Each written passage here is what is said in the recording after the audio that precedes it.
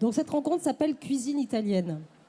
Cuisine italienne avec Emmanuelle Moraro, éditrice, une jeune maison d'édition, les éditions du Pétrin. Ça marche? Oui, ça marche. Il faut bien le mettre... D'accord, oui. C'est une toute nouvelle maison d'édition qui a été créée il y a 1 an et demi. Et Alessandra est mon premier auteur. Et donc, le Salon de Périgueux est un baptême pour les 2 premiers livres, qui sont le petit précis de polenta et le petit précis de parmigiano, donc dédié à la gastronomie italienne. Alors, pour commencer cette rencontre, moi, j'ai trouvé un texte sur Internet que j'aimerais lire, puisque ce projet, il est né, comme vous l'avez dit, à peu près d'1 an et demi, d'une jolie rencontre entre vous deux. Hein. Et ce projet a pu naître grâce aussi à une solidarité, on va dire, hein, puisque absolument. Voilà, il y a vous avez présenté votre projet sur KissKissBank, donc une banque, on va dire, de financement participatif. Oui, donc j'ai retrouvé un texte qui pourrait résumer. Oui. Hein, il n'est pas de moi, bien sûr. Hein, je l'ai pris sur Internet, donc je vais le lire. Alors, qui présente le projet de cette maison d'édition et bien sûr des ouvrages qui sont nés de cette jeune maison d'édition. Donc parce que le petit précis de polenta est un condensé de gourmandise, parce que la polenta c'est délicieux, parce que la polenta a le vent en poupe, parce qu'Alessandra Pierini, qui est là, a du talent et elle va nous raconter son parcours. Parce que notre auteur est la générosité personnifiée et vous régale d'un récit qui ouvre la curiosité en plus de l'appétit. Parce que les éditions du Pétrin, donc là je m'adresse à vous, méritent de ne pas s'y embourber à peine nées. Parce qu'elles ont choisi la voie risquée de l'exigence. Parce que Emmanuelle Moraro, leur éditrice, a la candeur des rêveurs éveillés et le toupet de se lancer dans une aventure éditoriale au cœur d'une tempête que les Pitti appelés spécialistes prophétisent interminable. Donc voici le texte que l'on pouvait trouver dans la présentation du projet. Donc c'est une jolie histoire parce que c'est 2 femmes qui se rencontrent depuis, vous connaissez depuis 2 ans. 2 ans, donc oui. Une amitié récente quand même. Une amitié récente, un espèce de coup de foudre gastronomique. Et vous vous êtes rencontrés dans quelles circonstances? Eh bien, en fait, moi, je suis, en plus d'être éditrice, approchez votre micro. Je suis rédactrice. Je fais du contenu rédactionnel, blog et site internet dans la gastronomie et particulièrement dans la gastronomie italienne à Paris, pour les restaurateurs, des épiceries, etc. Et Alessandra, on s'est rencontrés dans ce contexte. Alessandra a une épicerie fine à Paris. Donc, voilà. Alessandra, bonjour. Vous êtes aujourd'hui à Paris, mais vous avez, je veux dire, c'est pas une épicerie récente à Paris, mais avant vous étiez à Marseille. Moi, je suis venue manger dans votre lieu. Dans mon lieu. Ah, c'est super oui, ça. Ouais, donc je connaissais déjà. Et c'était assez magique parce qu'à la fois, on était vraiment dans l'Italie et puis il y avait un choix de produits, vraiment de produits de niche, d'agriculteurs, de producteurs que vous allez chercher. Mais racontez-nous un peu votre parcours. Vous venez d'Italie, vous êtes né en Italie. Je suis née à Gênes, donc je suis arrivée en France déjà bien 25 ans. Mmh. Et en partant de Gênes, je me suis arrêtée à Aix-en-Provence. Ça ne changeait pas trop. Non. Il y avait toujours le soleil et ça faisait plaisir d'être dans une belle région. Je ne parlais pas la langue, j'ai appris sur le tas. Et je suis arrivée en France pour travailler dans une fromagerie où on fabriquait du fromage frais originaire des Pouilles. Dans cette fromagerie, on faisait de la mozzarella, du caciocavallo, de la ricotta. Et moi, exactement, j'avais pour mission d'aller voir les clients, surtout les restaurateurs et les épiceries, qui à l'époque ne connaissaient pas trop l'utilisation de ce fromage et ses produits. Oui. Et je devais leur apprendre, leur montrer comment les utiliser. Ensuite, tout le monde a réclamé l'ouverture d'un restaurant parce que c'était une conséquence logique. Il y avait plein de produits que j'évoquais qu'on ne trouvait pas à ce moment-là en France. Donc, j'allais les chercher en Italie, je les importais directement et je les proposais dans l'épicerie que j'ai ouvert donc ensuite à Marseille, il y a déjà 21 ans. Donc là, vous aviez une belle clientèle, parce qu'à Marseille, il y a une communauté italienne très importante. Très importante, oui. J'avais énormément de clients d'origine italienne. Oui. Il y a plus d'Italiens à Paris, mais à Marseille, c'est vraiment la deuxième génération d'origine italienne qui sont arrivés après la Deuxième Guerre mondiale, et donc qui ont gardé des racines de cuisine italienne que presque j'ai découvert à Marseille. Parce que, bon, ils sont restés figés un petit peu dans ce qui était la cuisine il y a 60 ans. Et donc, je redécouvert des choses à travers mes clients. Donc, eux-mêmes, vos clients vous ont appris aussi à découvrir certains produits. Ah oui, oui. Parce que ça a été, moi, je connaissais surtout très bien la cuisine du nord de l'Italie. Ma maman était d'origine de la ville de Parme, où j'étais élevée, où j'ai passé toute ma jeunesse et mon adolescence. Et la cuisine génoise, donc, qui était la ville là où j'ai grandi, et avec son porc, avec le poisson. Donc, c'était deux cuisines assez différentes, et beaucoup le Piémont, avec une cuisine plus montagnarde que j'avais du côté de mon papa. Donc, j'ai découvert la cuisine du Sud à travers des clients, notamment des pâtissiers qui m'ont appris à faire toute la pâtisserie napolitaine. C'était génial. Ben oui. C'était génial. Je les avais sur place. Ils m'ont appris et à faire et aussi à reconnaître les produits et à les choisir. Ça, c'était une richesse incomparable. Donc, qu'est-ce qui a fait que vous êtes partie à Paris ? Pour développer votre activité Oui, quelque part. À un moment donné, j'aurais jamais envisagé de quitter le sud de la France, où j'étais vraiment très, très heureuse, où j'ai eu mon activité pendant 17 ans.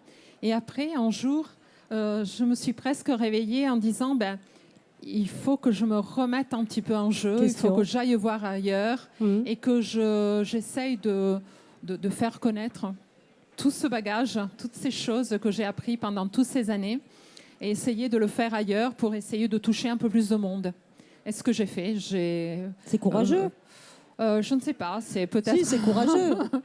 Peut-être. Je m'en suis peut-être rendu compte après que c'était peut-être une aventure un peu compliquée. Comment est la clientèle parisienne par rapport aux produits italiens ? Alors, je pensais qu'on connaissait beaucoup plus le produit italien que ça à Paris. Alors que je m'aperçois que c'est pas un produit italien très haut de gamme, ou au moins très vrai, qui est proposé sur le marché parisien. Mais je suis à Paris depuis 5 ans et je trouve qu'il y a quand même énormément d'évolution, surtout ces 3 dernières années. Grâce à vous aussi.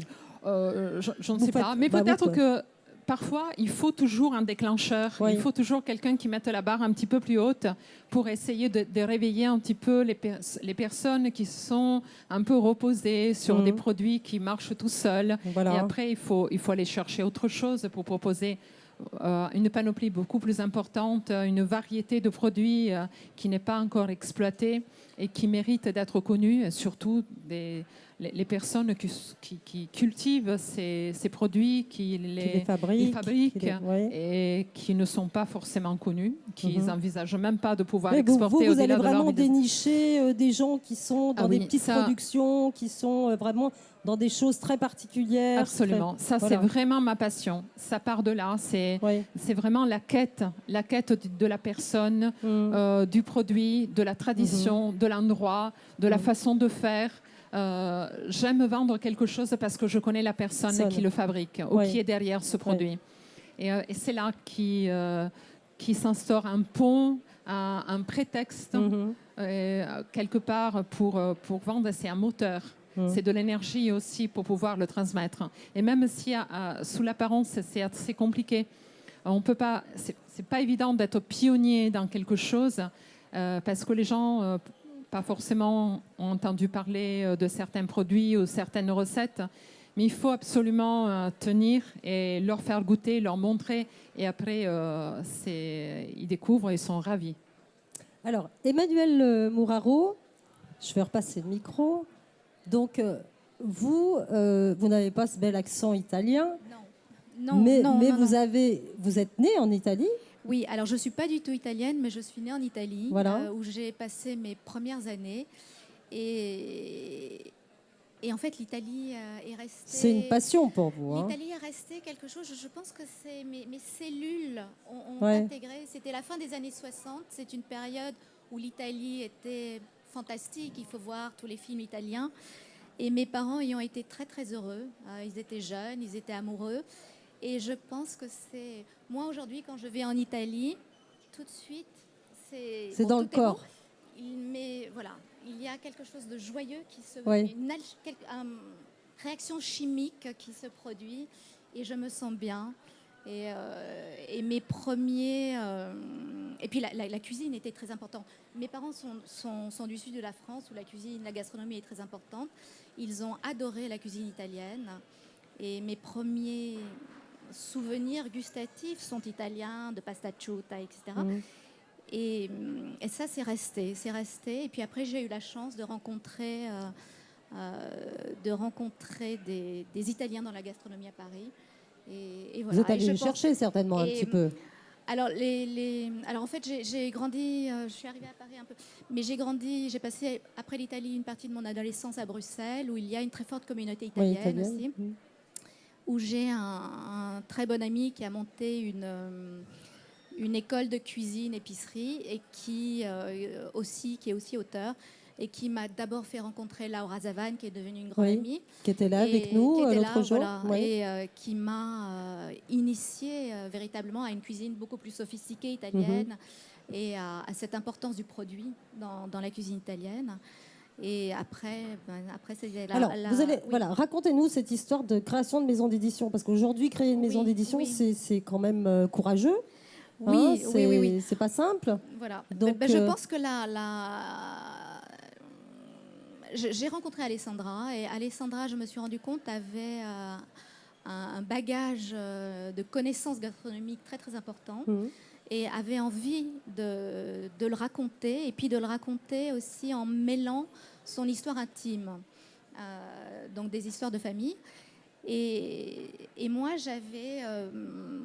tout d'un coup, je me suis dit, pourquoi pas monter une petite maison d'édition, parce que je ne vais pas vexer personne, mais les grosses maisons d'édition, ça ne les intéresse pas du tout aujourd'hui de concevoir un livre autour de la cuisine dans ce sens-là. Parce que là, vous êtes partie d'une collection. Alors, l'idée, c'est de créer une collection italienne.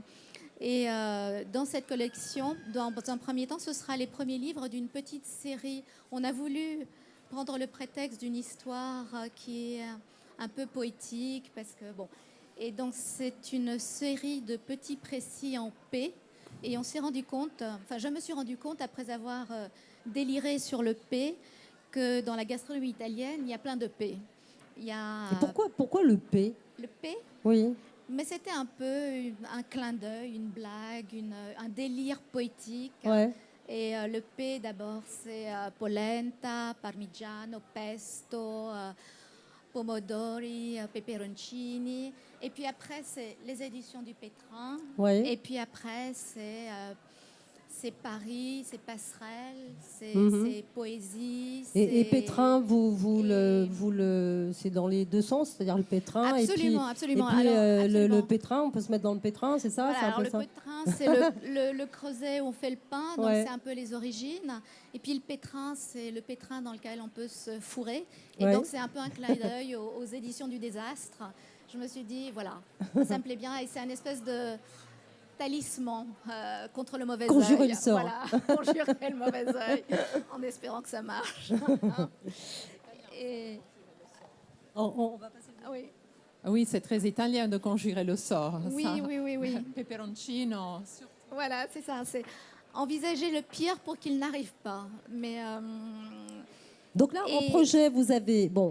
ça, c'est pas du projet parce que c'est la réalité et on va en parler. Donc, il y a le petit précis de polenta, le petit précis de parmigiano et il y aura le petit précis... Alors, les deux suivants seront le petit précis de pasta par un autre auteur c'est la question que j'allais vous poser. Voilà. Alessandra Pierini sera toujours votre auteur fétiche, mais vous allez ouvrir à d'autres auteurs Alors, j'ai un auteur qui est en train de terminer sur la pasta.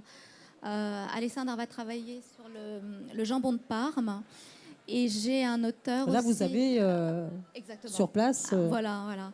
tous les bons correspondants. Là. Oui. Et un auteur italien qui va travailler sur la peperoncini, parce qu'il m'a raconté une histoire. Il est venu me voir et il m'a raconté une histoire assez rigolote. Il vient d'une petite ville près de Varese, dont j'ai oublié le nom malheureusement. Il m'a dit, Emmanuel, écoute, il faut absolument qu'on travaille ensemble parce que ma ville, on l'appelle la ville des 2 P. Peperoncini et Putta. Mais... je ne vais pas traduire, les gens auront compris. Et moi, je me suis dit, OK, vas-y, j'attends ton texte. Ouais. Et que vous dire d'autre on va décrire les livres, comment ils sont construits. Oui, voilà. Ouais, alors moi, je voulais pas faire des livres de recettes, parce qu'on l'a vu sur le salon, il y a pléthore de livres de recettes. Oui. Je voulais partir d'un produit et que la personne qui m'en parle en parle à la première personne du singulier et mêle l'histoire du produit à son histoire intime. Donc, c'est ce qu'a fait Alessandra, elle en parlera tout à l'heure. Alessandra, elle est née dans le parmesan, elle est née dans la polenta et en plus, elle en connaît l'histoire. À la fin, il y a 5 recettes et ces recettes sont des recettes intimes, des recettes qui ont été transmises, des recettes familiales en fait. Et quelques recettes, on a eu la chance, parce qu'Alessandra a des relations privilégiées quand même avec ses fournisseurs et les chefs de la gastronomie italienne. Oui. On a eu la chance d'avoir une recette de Massimo Bottura qui a... grand chef italien étoilé. Un des plus grands chefs du monde et qui a anobli la polenta qui a longtemps eu un peu mauvaise presse, quoi, est considérée comme la nourriture du pauvre, ouais. et qui nous a donné une recette absolument sublime qu'Alessandra a fait sur le stand l'autre jour et qui a été très appréciée. Elle va vous la raconter tout à l'heure. Voilà. Donc, pour revenir à Alessandra et pour aller plus que dans la description, enfin, comment le livre est structuré, c'est vrai qu'il y a toute une première partie où vous nous racontez cette polenta vue par les yeux d'une petite fille qui regarde sa grand-mère. Oui, c'est joli, ça. C'était le moment quand je me levais le dimanche matin, oui. Surtout le dimanche, mais pas que. Oui. Et j'arrivais jusqu'à la hauteur de la table. Et c'était à ce moment-là que ma grand-mère préparait la polenta dans la grosse casserole en cuivre, le paiolo, comme on l'appelle nous dans la cheminée. Oui. Et j'ai eu la chance d'assister à cette... c'est presque un rituel de la polenta. Et comme on n'en voit presque plus. Maintenant, enfin, j'ai connu longtemps ma grand-mère maternelle. Et elle m'apprenait sans faire exprès, en fait.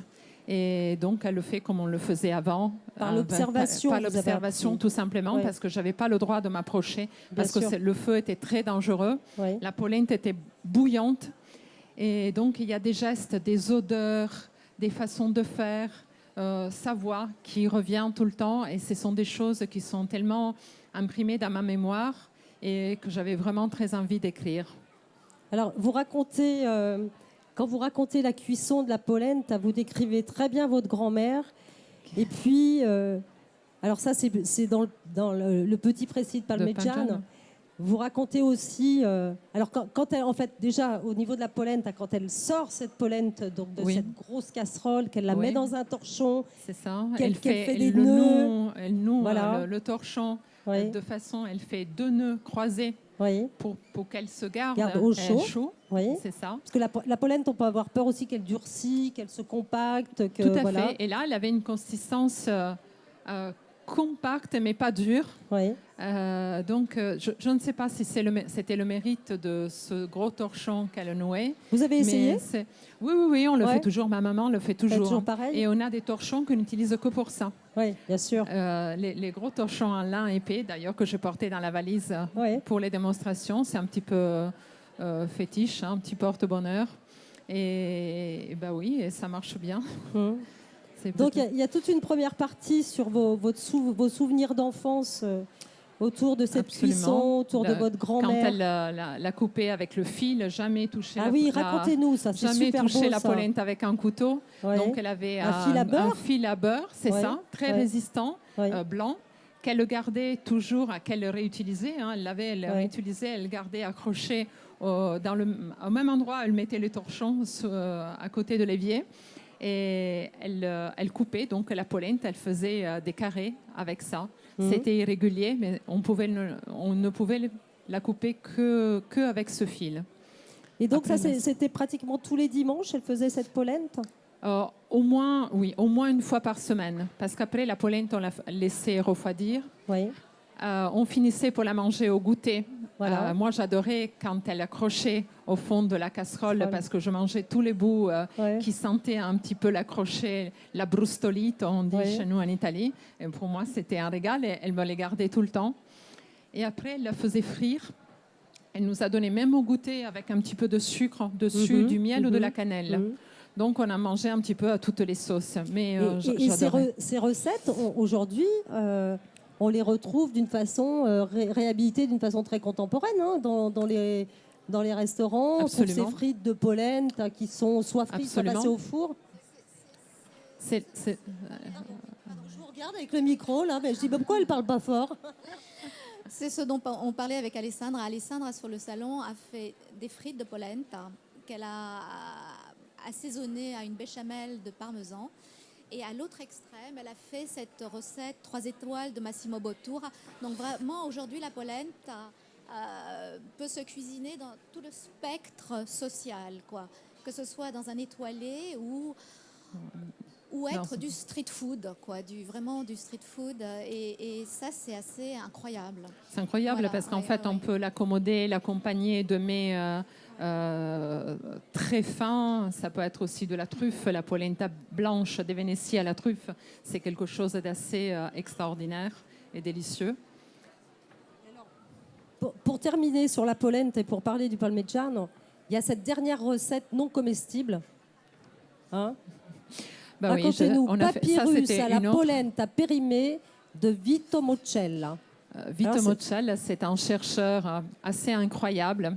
Napolitain. Qui vit entre l'Italie... C'était une histoire de rencontre. En fait, tout ce projet, c'est des rencontres, comme souvent dans la vie. Et par hasard, on a rencontré ce grand chercheur napolitain qui est très, très, très sérieux et qui travaille sur les métamatériaux. Donc, moi, je ne sais même pas ce que c'est.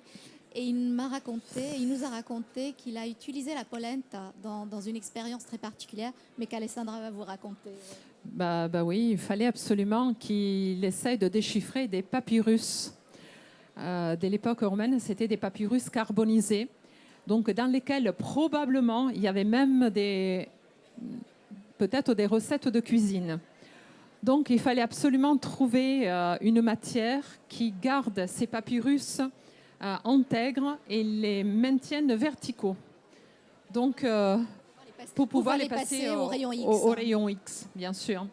Donc, il a cherché autour de lui, il a trouvé dans son placard un paquet de polenta périmée qu'il a mis donc dans un contenant et dans lequel il a pu mettre donc ce papyrus carbonisé et qui a fait l'affaire, en fait. Donc, ça sera une recette que difficilement on pourra reproduire. C'est une recette plasticienne, c'est assez incroyable. Donc, la polenta, elle fait partie aussi de notre histoire d'une autre façon.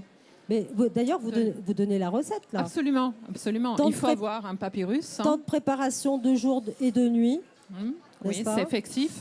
Ingrédients, un vieux papyrus carbonisé d'Herculanum à défaut de Pompéi. Voilà. Un paquet de polenta périmée. Et alors, en ustensile, je vais vous laisser lire parce que... Allez-y. Ah, vous n'avez pas vos lunettes. Alors, je vais le faire. Je le fais. Je tente. Alors, un synchrotron du type 6GEV comme à Grenoble.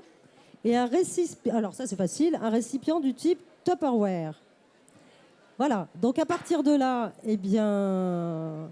On fait ce que vous nous avez raconté. Tout à fait. Pour quelle utilité, on ne sait pas. Mais c'était un clin d'œil un peu humoristique, c'est ça? Tout à fait, absolument. Donc c'est la polenta qui a quelque chose en commun avec ce physicien incroyable, un fou.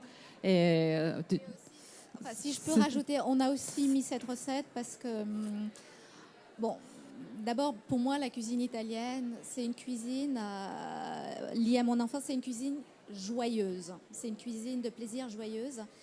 Et j'avais pas envie de j'avais pas envie qu'on se prenne au sérieux. Parce que la cuisine, parfois, est devenue trop sérieuse, trop... et voilà, c'est la façon c'est le clin d'œil qui détend. Voilà, on est pour amuser. Absolument. C'est plus que pour amuser, parce qu'il y a une dimension très poétique dans les textes. Hein, ben, pas peut-être, c'est sûr. Et en plus, vous le défendez, ça, quand même. Hein, ce regard poétique sur... Voilà, surréaliste un peu. Et pour terminer, on va juste faire un petit clin d'œil à ce petit précis de Parmigiano. Et moi, ce que j'aime bien dans ce que vous racontez, alors il est construit comme l'autre, hein, c'est-à-dire qu'il y a votre récit d'enfance et tous les souvenirs que vous avez par rapport au parmesan, alors liés à votre famille, etc. Et en plus, vous étiez personnellement vraiment dans l'univers du fromage, en plus, à l'Alessandra. Absolument. Hein. Voilà. Oui, et là, vous racontez, alors moi, ce que j'aime bien, c'est quand vous racontez la croûte de parmesan. Alors, sachez que la croûte de parmesan ne se jette pas. Oh, sacrilège. Sacrilège. Ah non, c'est quelque chose que... C'est précieux. Déjà, c'est précieux. Elle est pleine. Tous les éléments nutritifs se concentrent dans la croûte. Il faut savoir que dans le parmesan, on ne met aucun agent chimique, ni des cires pour protéger. Donc, c'est que de l'huile. Donc, la croûte, ça suffit juste de la gratter, légèrement de la nettoyer, même sous l'eau. Et ça se conserve très, très bien. On peut l'utiliser aussi bien pour savourer des soupes, des préparations de longue cuisson. Donc on les met dans les bouillons, hein, tout simplement, dans les bouillons, dans les fonds de sauce. Ouais. Parce qu'en plus, ça vient épaissir. Tout à fait. Ça relâche petit à petit donc ce parmesan qui devient de la crème. Ça sale et ça donne du goût. Et puis la croûte, on peut la manger. Aussi, et puis aussi, on peut la faire au four, non? On peut la faire au four, absolument. Voilà. Avec, et donc la manger parce qu'elle se ramollit. Donc après, ça se mange facilement. Et on la donne en Italie aux tout petits enfants pour les dents. faire les gencives. Tout à fait. C'est ça. Donc c'est bon. Après, ils ont une super bonne haleine. Bah oui, et nous, c'était ça. Dans ma famille, parce on gardait même temps, ça les nourrit. Ça les nourrit, ça a un petit ça. goût de lait. Donc, ils mangent ça. C'est un peu ludique. Et en même temps, ils se massent les gencives. Ouais, super. Ben, moi, je voudrais vraiment qu'on applaudisse ces deux jeunes femmes qu'on célèbre cette initiative. Voilà, merci de le faire parce qu'elles sont très courageuses. Hein, Emmanuel Moreau, c'est courageux de monter une maison d'édition. Et puis, bah ouais, mais il faut, c'est bien. Mais vous êtes bien accompagnés, là. Très bien accompagnés, très bien accompagnés. Voilà qu'on célèbre cette initiative. Donc, le petit précis de Parmigiano, le petit précis de polenta aux éditions du Pétrin. Et donc, à suivre, puisqu'il y a toute une collection, il y en aura d'autres. Vous savez à peu près quand est-ce que le troisième va sortir ou pas?